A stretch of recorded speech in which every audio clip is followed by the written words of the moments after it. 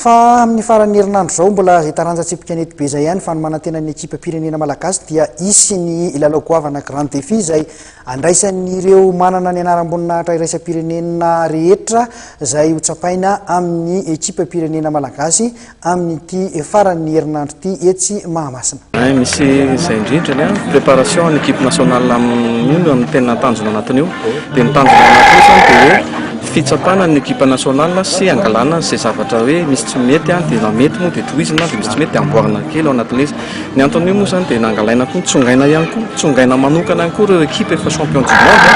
champion d'Afrique, équipe masters marseillaise nasaina manokana fotsiny zany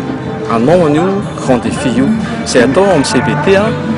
ao amin'ny palais des sports ao amin'ilay kianja prototype ao nanaovana ny phase demi-finale sy ny phase finale. Inona no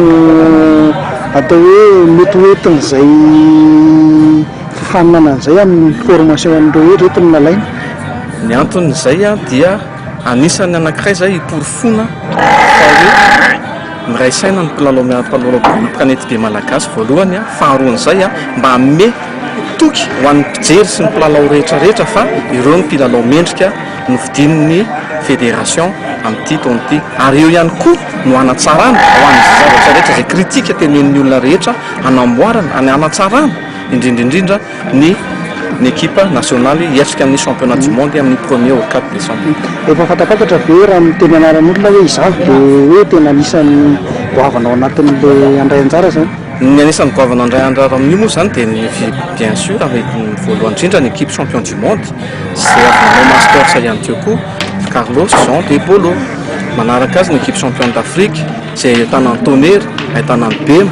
dia misy anankiray manampy anazy dia eo koa ny équipe ny masters lahatra dia Mamainty dia Taratra dia Radoko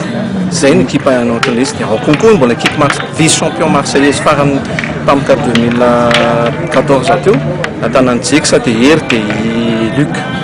dia maro ihany koa ireo équipe izay